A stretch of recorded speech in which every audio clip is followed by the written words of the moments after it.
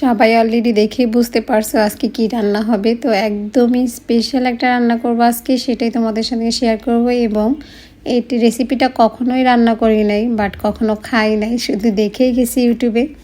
দেন finally আজকে আমরা বাসায় ট্রাই করব যে রেসিপিটা কেমন হয় খেতে, এবং তোমাদের সঙ্গে ভিডিওটা শেয়ার করব। তো ফার্স্টেই বলে দিই, ভিডিওটা অনেক বড় হবে, এখানে অর্ধেক ভিডিওটা অ্যাডজাস্ট করা হয়েছে, পরে ভিডিওটা নেক্সট ব্লগে দেওয়া হবে। তো এখানে প্রথমেই তোমাদের ভাইয়া মাংসগুলোকে, আসলে ও না, মাংসগুলোকে আমি সুন্দর করে ধুয়ে রেখেছিলাম, ও জাস্ট রান্না করছে। আর তোমাদের ভাইয়া একটা কাজ করে কি, রান্না করতে গেলে মানে রান্না শুধু ও করবে, বাকি যাবতীয় যত কাজ আছে সব আমার করে দিতে হয়, এটাই সমস্যা। যাই হোক, তারপরেও রান্না করে, হারাতের রান্না তো অনেক মজা, অনেক টেস্টি।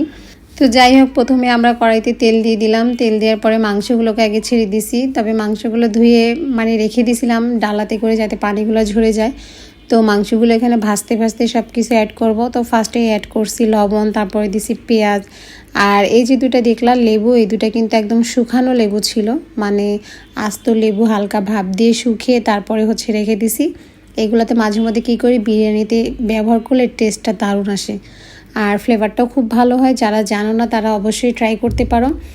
তো এখানে আদা রসুন বাটা সব দিয়ে দিলাম। এটা বাদাম ছিল, 2-3 রকমের বাদাম মিক্স করে, দেন কাজু কাঠ, তারপরে চীনা বাদাম, এটা মিক্স করে দিয়ে দিলাম।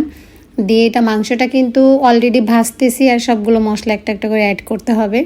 তো এখানে আস্ত মশলাগুলো দিয়ে দিছি। এখানে আসলে গুঁড়াটা ব্যবহার করব, দেন বেশি ফ্লেভারের জন্য, টেস্টের জন্য আমরা গোটা মশলাগুলো ইউজ করছি। তো মাংসগুলো কিন্তু আমি ভাজতেই আসি। আর এটা একদম সিক্রেট একটা মশলা, সিক্রেট বলতে এটা আমি বাসায় বানাইছি, এবং তোমরাও চাইলে বানাইতে পারো। এখানে সব রকমের যত মশলা আছে সবগুলো মশলা একত্র করে আমি বাসায় গুঁড়া করে রাখছি। দেন এগুলো আমি মাংস রান্না বা বিরিয়ানিতে ইউজ করতে পারি। তো সেই ক্ষেত্রে দেখা যায় বাটা মশলা চাপটা এত দরকার হয় না, আর টেস্টটাও কিন্তু দারুণ বের হয়, ফ্লেভারটাও কিন্তু অসাধারণ। তো যাই হোক, মাংসগুলোকে তো কিন্তু সেম তোমাদের সাথে কথা বলতে বলতে দেখতেছো যে মাংস কিন্তু আলাদা কোনো কষানোর প্রয়োজন নেই। আবার এখানে ঘি দিয়ে দিলাম টেস্টের জন্য। মাংসগুলো আসলে কষানোর দরকার নেই আলাদা, এই কারণে যেহেতু আমি এখানে মাংসগুলো ভাজতে ভাজতে কিন্তু মশলাগুলো অ্যাড করছি। তো সেই ক্ষেত্রে দেখা যায় যে অনেক সময় মাংসগুলো সিদ্ধ হয় না। তো আমি এখানে পরিমাণ মতো পানি দিয়ে দিছি। তবে হ্যাঁ, এই পানিগুলো কিন্তু আমি মাংস একটু কষানো হয়ে গেলে পানিগুলো উঠাই ফেলবো, শুধু মাংসগুলো রাখবো, পানিগুলো উঠাই ফেলবো।